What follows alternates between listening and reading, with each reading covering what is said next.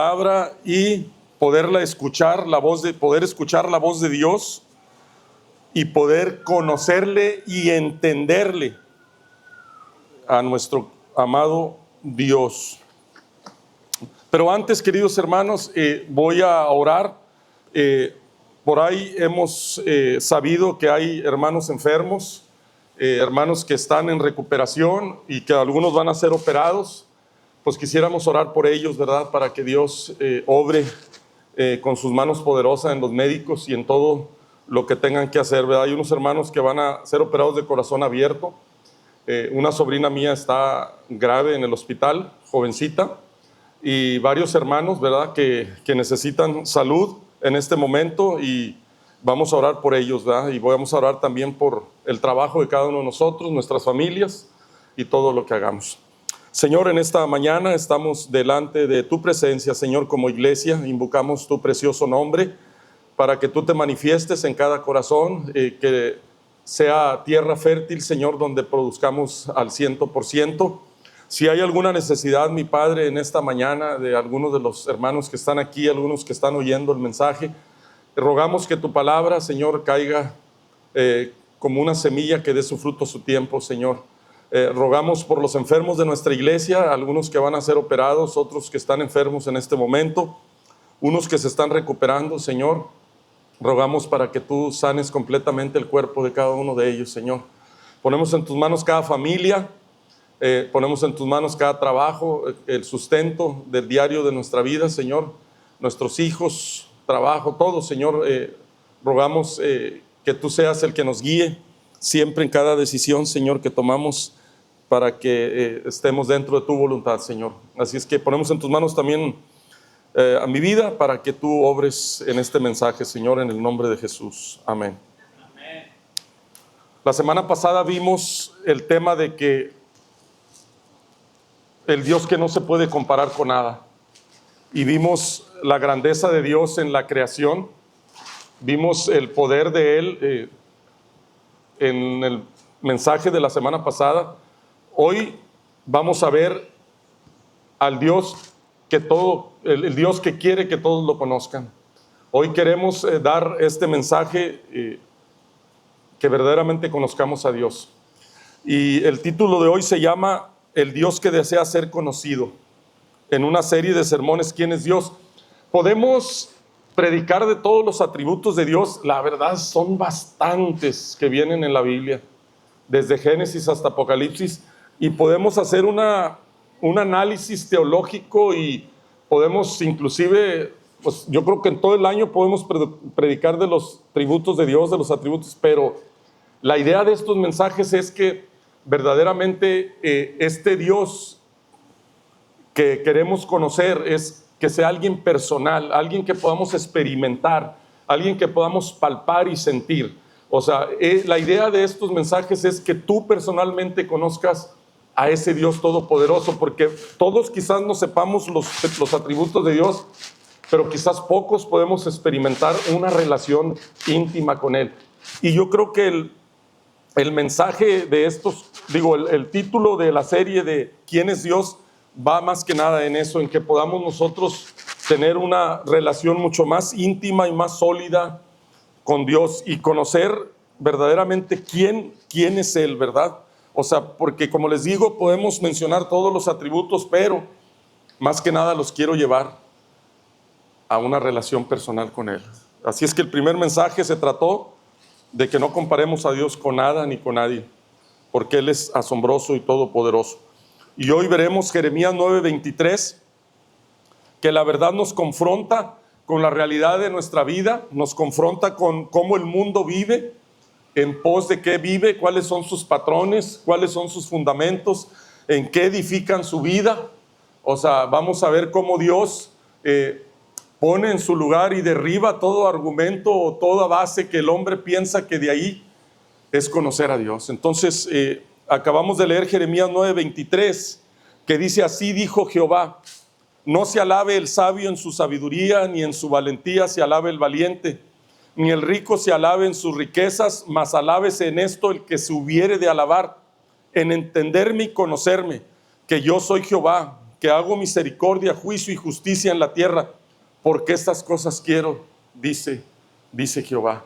Fíjate lo que el Dios que desea que todo mundo le conozca dice, o sea, si te vas a gloriar en algo es, quiero que me conozcas y me entiendas. O sea, es un Dios revelador, es un Dios que se ha mostrado, no es un Dios que se esconde. Entonces vemos que Dios quiere algo con la humanidad, pero la humanidad lo rechaza porque no le conoce. Entonces hoy vamos a ver este precioso mensaje, espero que sea de bendición y que Dios acomode los caminos, acomode los pensamientos, acomode nuestro corazón de manera que sepamos quién es Dios, pero para mí. O sea, porque sé quién es Dios en todos los aspectos, pero quién es para mí. Primero, el primer sermón no lo voy a comparar con nadie, pero ahora quiero conocerle. Así es que estamos tan llenos de información, pero vacíos del conocimiento de Dios. Nunca había existido tanto acceso al conocimiento, no había existido tanto como hoy el acceso al conocimiento. En segundos podemos buscar cualquier tema en el teléfono, en segundos podemos buscar cualquier tema en el teléfono, podemos conocer los avances científicos, podemos conocer y seguimos las noticias del mundo, sabemos cómo funcionan las redes sociales, sabemos cómo funciona la inteligencia artificial y hasta podemos conversar y vernos con personas al otro lado del mundo. Así de fácil está ahorita el acceso al conocimiento. En segundos podemos estar platicando con alguien que está en Japón o con alguien que está al otro lado del mundo. Así está avanzado el conocimiento. Sin embargo, hay una pregunta que sigue siendo la más importante. ¿Quién es Dios? Que es el tema central de estos sermones. Hay quienes conocen con la Biblia al derecho y al revés, saben doctrinas, versículos de memoria, etcétera. Pero muchos nunca han llegado a conocer del Dios a quien ellos hablan. No le conocen, o sea, verdaderamente no hay una relación personal. Hay un conocimiento intelectual o un conocimiento que a veces se convierte en una cultura dentro de nuestra vida, pero no hay verdaderamente un conocimiento íntimo con Él. Y eso es lo que queremos llevar en este sermón. Otros conocen a Dios en sus propias ideas y lo reducen al tamaño de sus deseos humanos. Lo conocen muy poco. Otros, pero el Dios de la Biblia no se presenta como un invento del hombre. Él mismo se revela y dice, quiero que me conozcas, quiero que me conozcan. Ese es el deseo en Jeremías 9:24, dice, si alguien se debe de alabar y de gloriar es que me conozcan y me entiendan a mí. En eso alábese y gloríese. Entonces, ¿cuál es el propósito de Jeremías del 9:23 al 24? No es una invitación a aprender más acerca de Dios en este sermón, sino entrar en una relación verdadera con Él, porque la vida eterna no consiste en acumular conocimiento religioso. Fíjese lo que dice, si quiere, no sé si esté atrás, pero en la Biblia, en Juan 17:3, dice así, y esta es la vida eterna, que te conozcan a ti, al único Dios verdadero y a Jesucristo a quien has enviado. Fíjense bien. Desde Génesis hasta Apocalipsis, Dios ha buscado revelarse al hombre. Dios ha buscado. No queremos simplemente aprender los atributos, como dije al principio, de Dios, sino queremos al Dios verdadero en nosotros, que lo conozcamos y que tengamos una relación personal con Él. Y voy a compartir el contexto histórico de Jeremías 9 para poder meternos en el contexto. Si ustedes se dan cuenta, los que más o menos conocen los tipos de predicación, a mí se me facilita, y lo vuelvo a repetir mucho, el sermón homilético. Hoy quise hacerlo distinto, un poquito expositivo, o sea, de manera, aunque va a haber puntos ahí, pero voy a descifrar un poquito más diferente al otro tipo de sermón. Espero que se note la diferencia, porque hay el expositivo, el temático, el homilético, el exegético, etcétera, ¿verdad? Hay muchos tipos de sermones que se pueden elaborar.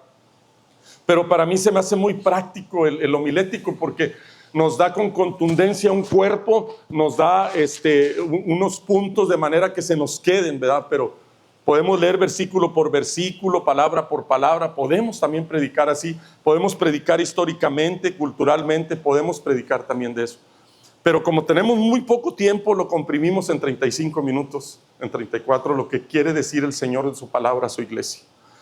El contexto histórico de este pasaje de Jeremías comienza su ministerio aproximadamente en el año 627 antes de Cristo. A este profeta Jeremías se le llama el profeta llorón. Es alguien que decía que era muy niño para poder hacer una tarea de profetizar a un pueblo que Dios iba a enjuiciarlo. Y obviamente Jeremías no llevaba buenas noticias para el pueblo de Dios, a Judá o Israel. No llevaba muy buenas noticias. No le fue muy bien en el ministerio de Jeremías. O sea, se la pasó llorando, lo tenían en una cisterna. La gente no lo escuchaba y no era fácil lo que estaba pasando él. Judá, entonces, ¿qué era lo que estaba pasando en estos versículos?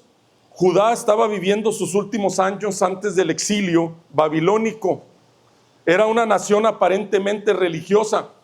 Esto es bien importante resumirlo del contexto de este pasaje, porque podemos compararlo con estos tiempos de la iglesia. Dice que era la nación de Judá a quien Jeremías iba a profetizar, porque iba sobre el juicio. Era una nación aparentemente religiosa, porque tenía sacrificios, celebraba las fiestas judías, había líderes espirituales. Desde afuera parecía un pueblo que conocía a Dios al hacer todo este tipo de cosas, pero Dios veía otra realidad en ellos. Su corazón estaba completamente lejos de Él. No lo conocían. A veces nos envolvemos tanto en actividades de la iglesia o hacemos tantas cosas que realmente no conocemos a Dios y estamos tan involucrados que no nos detenemos un tiempo para intimidar con Dios. El pecado en ese contexto había llegado a la nación, había llenado, a la nación de idolatría, de corrupción, de mentira, de injusticia.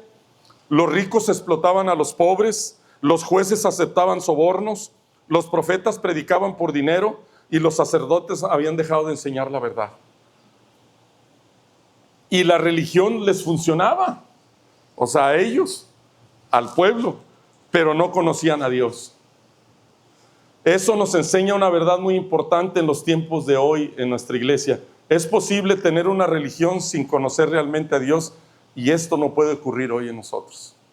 Es posible que haya eso, sin conocerle a Dios, porque realmente no le conocemos. A veces queremos a ese Dios todopoderoso que solamente hace milagros, no queremos al Dios justo, no queremos al Dios soberano, no aceptamos eso. Aceptamos nada más el Dios de poder, el Dios de milagros, el Dios que suple, el Dios que me sana, pero no aceptamos a ese Dios porque no le conocemos. O sea, es muy difícil a veces aceptar la voluntad de Dios porque no le conocemos. Esta nación de Judá en estos tiempos de Jeremías se alababa a sí misma y presumía sobre cosas equivocadas. Imagine a un hombre o a una mujer que dice amar mucho a su papá porque heredó muchas cosas de él, y en la sala de su casa tiene la foto de su papá con un marco de oro. O sea, y ahí lo tiene y lo presume a su papá. Oh, mi papá fue un empresario, muchas cosas. Y limpia el cuadro, lo pule, lo presume, lo protege, pero nunca convivió con él, nunca le llamó, nunca convivió con él. Conoce su fotografía, pero no conoció a su papá.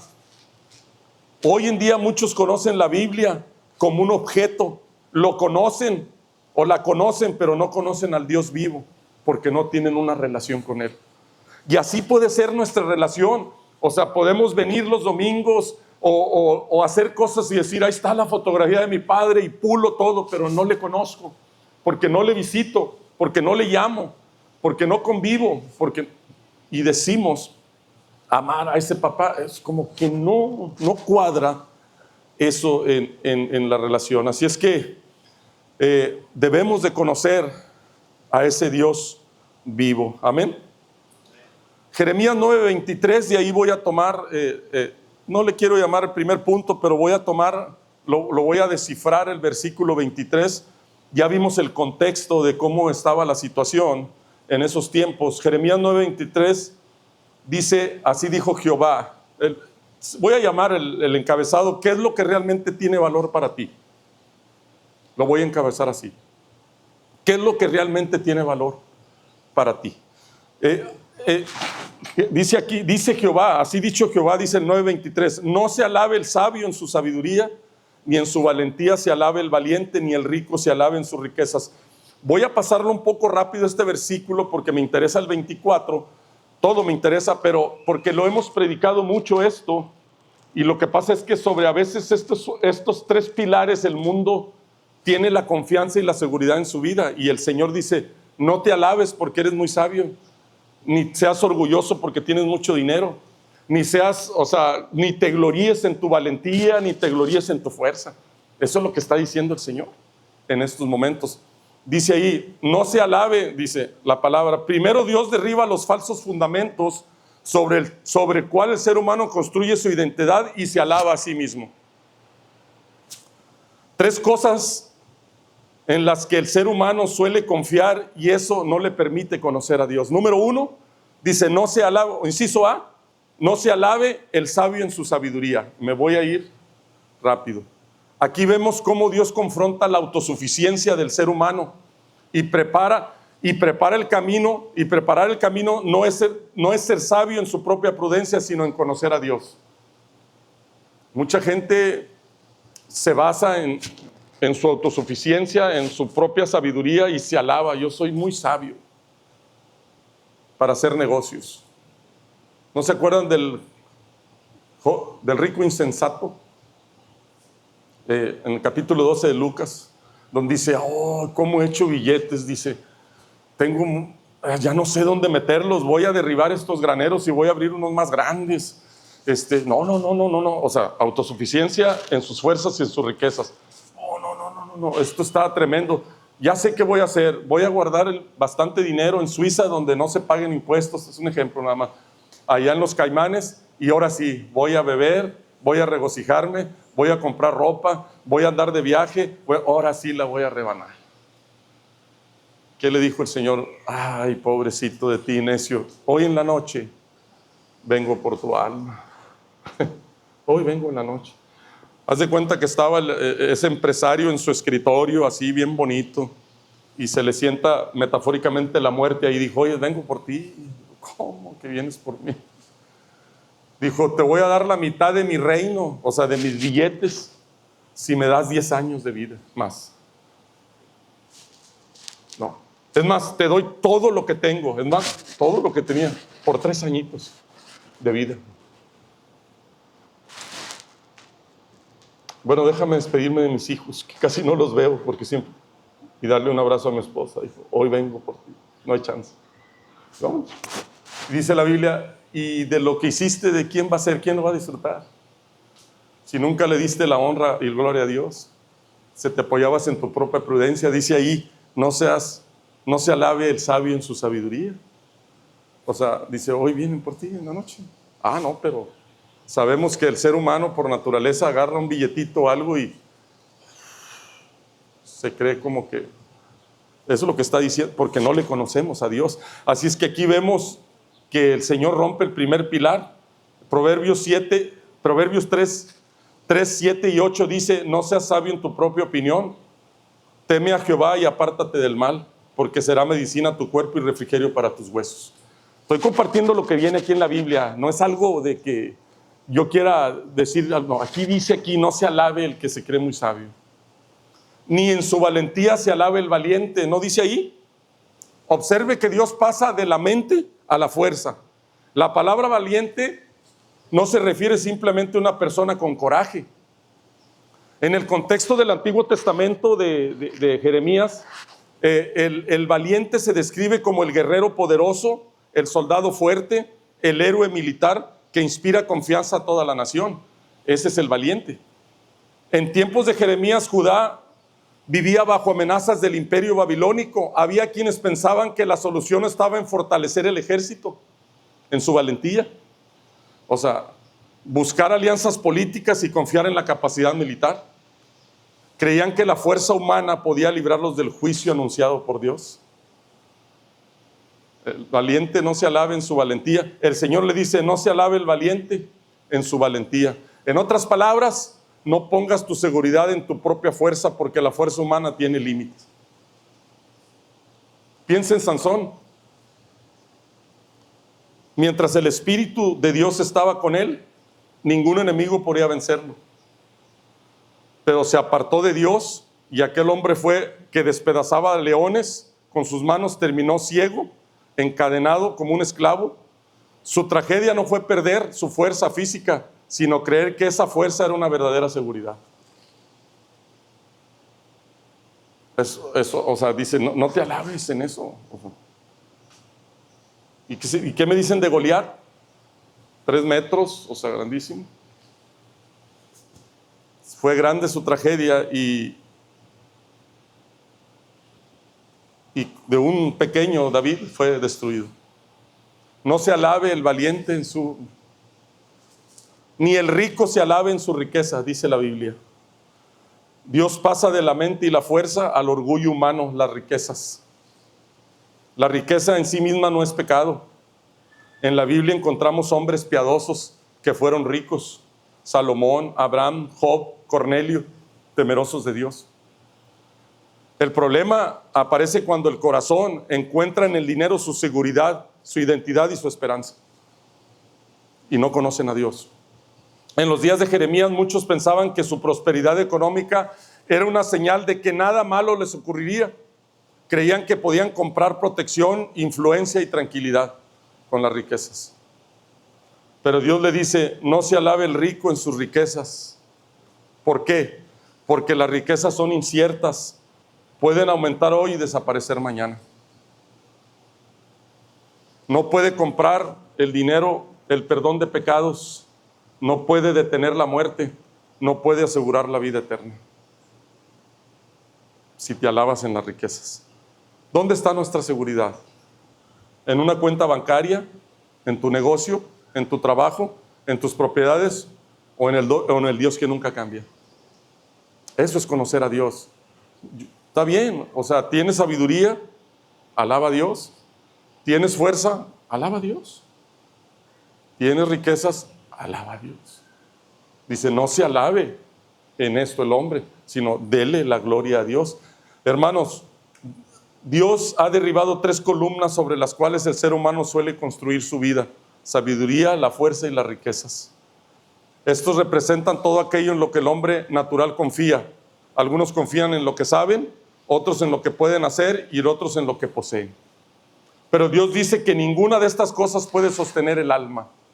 Si Dios nos dice dónde no debemos gloriarnos, porque nos está diciendo dónde no debemos alabarnos, ¿verdad?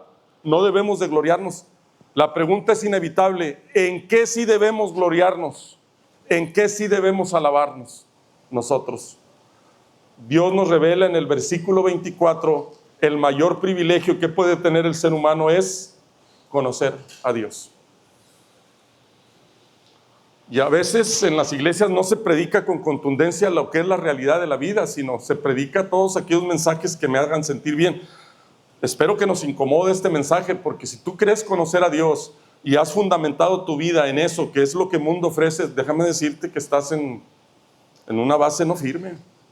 Que no es malo tener todo eso, pero si te alabas a ti mismo, entonces estamos en problemas. Ahí dice el verdadero valor. Nos vamos al versículo 24, es conocerle. Amén. Dice: mas alábese en esto el que hubiere de alabar, en entenderme y conocerme, que yo soy Jehová, que hago misericordia y juicio, justicia en la tierra, porque estas cosas quiero, dice Jehová. ¿Cómo podemos conocer a Dios? Porque nadie puede conocer a Dios si Él no decide revelarse. Y en estos versículos, ¿saben qué hace Él? Él dice: yo quiero que ustedes me conozcan, en eso alábese, y voy a revelar parte de mi carácter, dice Dios. Fíjate bien, abriendo Dios, vamos a decir, su corazón hacia la humanidad, hacia el hombre, dice: yo quiero que me conozcan. O sea, si se van a alabar y a gloriarse, es que me entiendan y me conozcan. Eso es lo que yo deseo. O sea, un Dios que desea ser conocido. Podemos estudiar su creación y descubrir que existe un creador, pero nunca conoceríamos su corazón si Él no lo abriera y no lo hablara. Lo está abriendo a la humanidad, le está diciendo: déjame decirte, ¿quién soy yo? Quiero que me conozcas. Dice, mas alábese en esto el que hubiere de alabar, en entenderme y conocerme. Dios no dice alábese el que sirve mucho, el que predica, el que sabe más la Biblia, el que tiene muchos años en la iglesia. Dice en entenderme y conocerme. Si alguien se va a gloriar es que entiende a Dios y conoce a Dios. Y aquí está el corazón del sermón, es de conocer y entender quién es Dios. Esto nos enseña que el mayor privilegio del ser humano no es hacer cosas, pero Dios se da a conocer. La esencia del cristianismo no es una religión, es una relación con el Dios vivo. ¿Qué es entender? Porque dice él que el que se alabe es entenderme, ¿verdad? ¿Y qué es entender a Dios? Podemos preguntarnos, ¿verdad? ¿Qué es entender a Dios? Significa tener un discernimiento, comprender con sabiduría espiritual, captar el verdadero significado de lo que Él nos dice.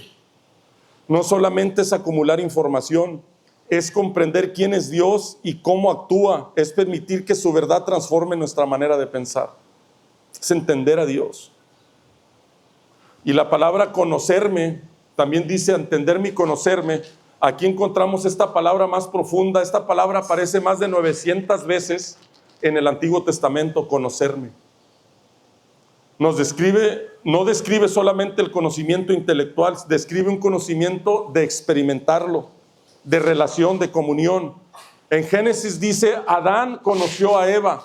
No significa que supo quién era Eva, no, sino que estuvo en una relación más profunda. Conocer a Dios implica caminar con Él como Enoc. Moisés habló con Él cara a cara. Abraham le conoció porque aprendió a confiar en Él. Eso es conocer a Dios. Conocer a Dios cambia nuestra vida. Si conoces a Dios, ¿sí lo conoces? ¿Cuántos años tenemos en la iglesia? ¿Cuántos años? ¿Y si conoces a Dios verdaderamente? O sea, ¿tienes una relación íntima? Yo sé que siempre hago esta pregunta. ¿Cuántas almas has ganado para Cristo? En tus 20, 30 años, 15 que tienes. Te pregunto, ¿a alguien de tu familia? ¿A alguien de tus amigos? ¿A alguien de tus primos? ¿A alguien de tus vecinos? ¿A alguien de tus compañeros de trabajo? Si no ha pasado así es que verdaderamente no conoces a Dios. Yo no digo, no se necesita ser predicador para hacerlo. Se necesita transmitir con tu vida. Yo les decía a los hermanos el lunes que tuvimos la reunión de líderes de célula, les decía, un buen líder, o sea, alguien que verdaderamente tiene una visión y conoce a Dios, la gente lo va a seguir, pero por su testimonio y su ejemplo, porque lo que él habla de Dios, lo vive, y la visión que él trae de Dios irradia y le da confianza a los demás para creer. Entonces lo siguen a la persona, por decir así. Pero hay otras personas que siguen al líder por obligación, porque tiene un cargo y porque lo tienen que hacer. Lamentablemente así es. O sea, y aquí, o sea, yo te digo a ti, conoces a Dios de manera que tu liderazgo, tus hijos, te obedezcan porque eres ejemplo y te obedezcan porque realmente tu testimonio es válido. ¿Qué diferencia? Aquel hombre que es influente hacia los demás es que conoce a Dios. ¿Cuántos saben que eres cristianos en tu trabajo? ¿Cuántos saben? O sea, ¿cómo te comportas? Te vendes muy rápido, te corrompes muy rápido. Por eso decía, no se alaben las riquezas, ni en tu sabiduría, ni en tu poder. Alabas en conocerme, y cuando me conoces, entonces eres temeroso de Dios, entonces haces las cosas correctas.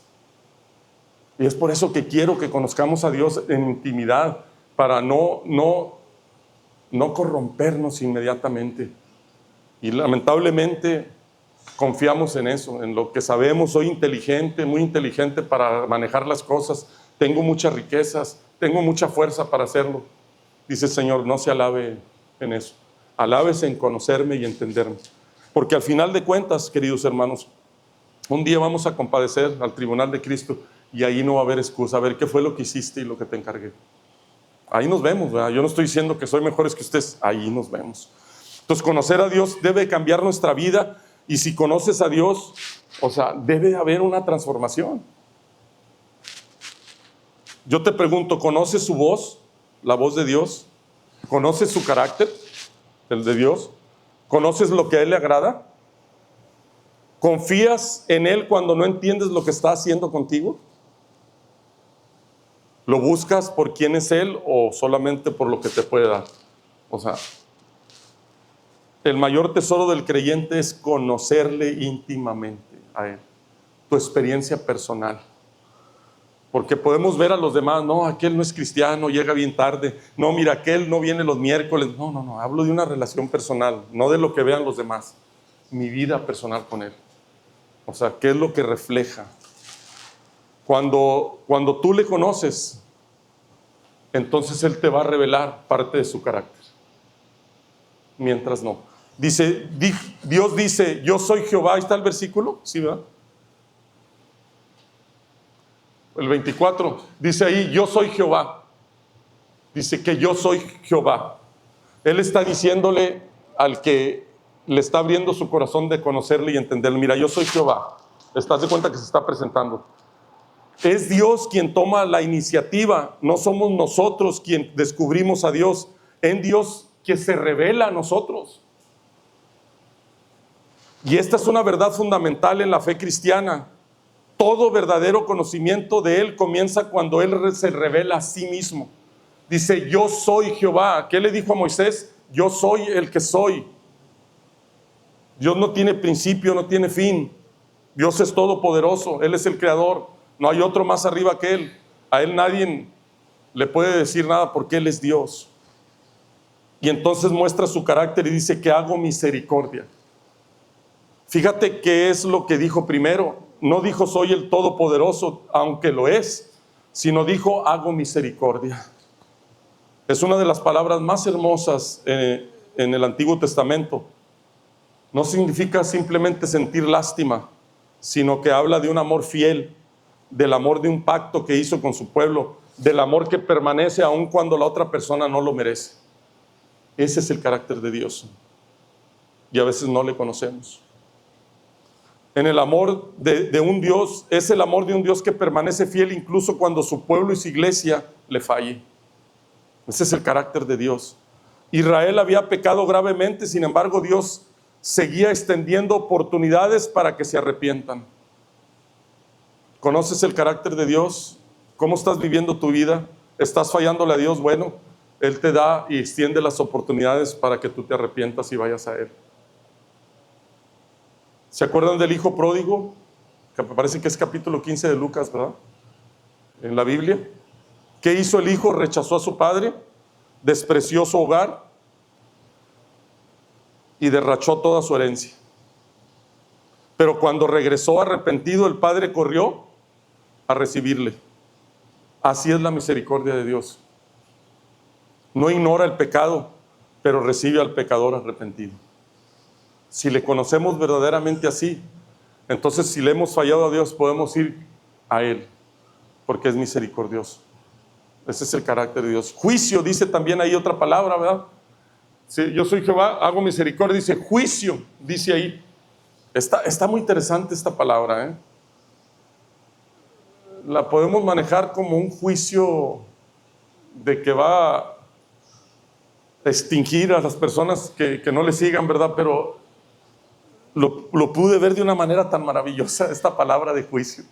Y veamos que si conocemos lo que es la misericordia y este juicio, yo creo que comprenderíamos nuestra relación con Dios. Aquí la misericordia se equilibra con la justicia.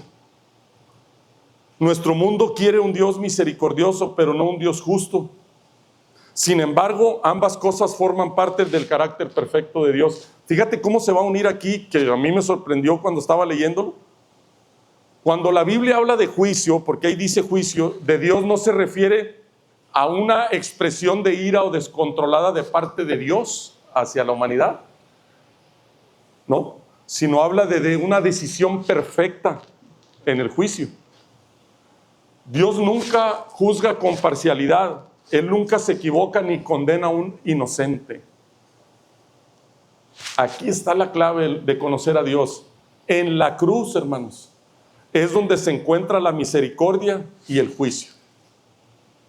En la cruz. ¿Pero cómo, hermano? En ella ocurrió algo extraordinario. El juicio de Dios cayó ¿sobre quién? Sobre Jesucristo, hermanos. El juicio de Dios cayó sobre él. Toda la ira de Dios cayó sobre él. El que nos tocaba a nosotros el juicio. Y si no lo conocemos de esa manera, la dimensión, entonces difícilmente poder comprender de lo valioso que es Dios para mi vida. Porque en Jesucristo cayó todo el juicio de Dios y su misericordia alcanzó el pecador. Por eso en la cruz se une ahí, en Cristo se une la cruz y la misericordia de Dios. En Cristo Dios no dejó de ser justo para ser misericordioso, ni dejó de ser misericordioso para ser justo. En la cruz ambas perfecciones se abrazaron. Ese es el Dios que debemos de conocer. Ya te vi. Por eso dice de juicio y de misericordia. Ahí se une en la cruz. Eso. Y díganme si no se revela a Dios, no debemos de conocerle de esa manera, decir, oh Señor, gracias. Y luego dice ahí una palabra, juicio, pero dice también justicia, ¿verdad? Ahí, en la tierra. La justicia, queridos hermanos, habla de rectitud de Dios en todas sus acciones. Todo lo que Dios hace es correcto. No actúa por capricho ni obra con maldad. Él es justo. Así es que Él no envía a nadie al infierno. Él no envía a nadie, a nadie. La gente se va sola porque Él quiere que le conozcamos.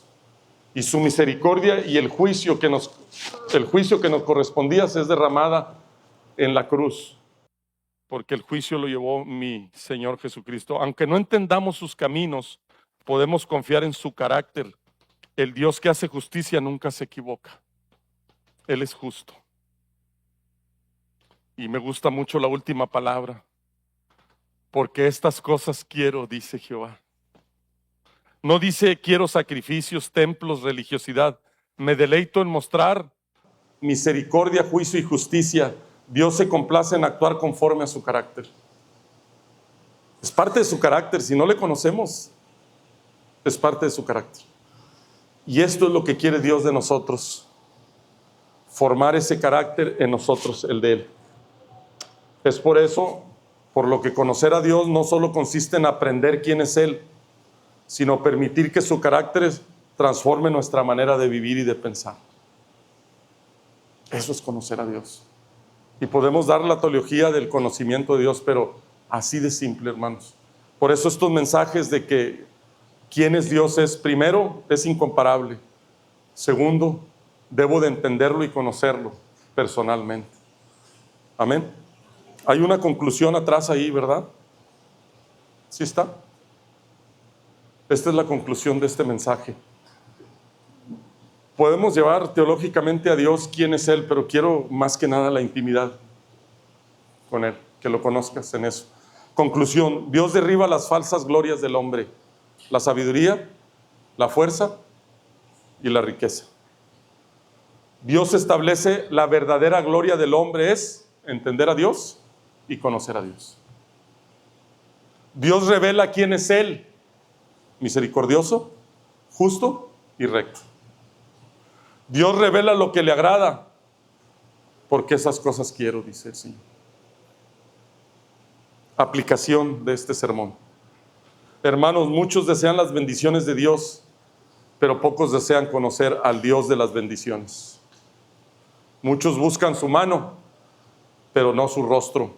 Muchos buscan sus milagros, pero no su corazón. Buscamos siempre en qué nos puede dar cuando ya nos ha dado todo. Y eso es conocerlo y estar nosotros plenos en Cristo Jesús. ¿Pero qué nos vende el mundo? Riquezas, fuerza, sabiduría, autosuficiencia. ¿Y qué dice Él? Conóceme y entiéndeme. Misericordia, juicio y justicia. Es lo que quiero. Ese es mi carácter. Amén. Voy a orar a Dios. Si hay alguien en esta preciosa tarde que quiere verdaderamente conocer a Dios, pues bueno, Él dice, quiero que me entiendas y que me conozcas, quién soy. Y la Biblia es el libro más maravilloso donde usted puede conocerle en la Escritura, pero no la tocamos. Ese es el... Amén. Vamos a orar en esta tarde. Señor, gracias por tu palabra, porque después de escuchar tu voz a través de ella, estos 2 versículos de Jeremías 9 nos confronta con la realidad de nuestras vidas, pero también nos lleva a que podamos nosotros considerar el camino que llevamos para conocerte verdaderamente a ti. En esta tarde, querido hermano, hermana, no se conforme solo con conocer acerca de Dios. Busque conocerle más profundo. No sustituya la comunión por actividad. La vida eterna no comienza cuando morimos, comienza cuando conocemos verdaderamente a Dios. Si hay alguien aquí, Señor, que tiene mucho tiempo en la iglesia, pero que no se ha dado a la tarea de conocerte, te conoce superficialmente nada más, pero yo te pido, Señor, que toque su corazón y que pueda profundizarse un poquito más en conocerte y entenderte, porque tú te agradas de eso. Así es que si hay algo de que debemos de alabarnos, es de que tengo una intimidad y una relación con Dios. Esa sí me puedo alabar ahí, de conocer y entender a Dios. Pero si hay alguien, Señor, en esta tarde que no te conoce y que no entiende a lo mejor tu palabra, déjame decirte que Él quiere aplicar su misericordia en tu vida. Él no te quiere dar lo que te corresponde, porque la Biblia dice que la paga del pecado es muerte, mas la dádiva de Dios es vida eterna. Él en la cruz, su misericordia fue revelada, porque todo el juicio que nos condenaba a una muerte eterna en el infierno, la pagó su Hijo Jesucristo en la cruz, porque Él es justo, porque no es un Dios que se complace en dar culpable al inocente. Así es que en esta tarde, si tú decides conocer a Dios, pero no intelectualmente, sino íntimamente, como el Dios que te salva, el Dios que es justo, hoy puedes hacerlo. La Biblia dice que tienes que arrepentirte. ¿Por qué no le dices en esta tarde: me arrepiento de mis pecados y sé que soy pecador, y por fe tú te diste a conocer, Dios, a través de tu Hijo Jesús, en revelarte a través de Él para darme la vida eterna y perdón de pecados? En esta tarde te quiero recibir como mi Señor y Salvador. Entra a mi corazón en el nombre de Jesucristo. Amén. Dios les bendiga, hermanos. Que tengan bonita tarde.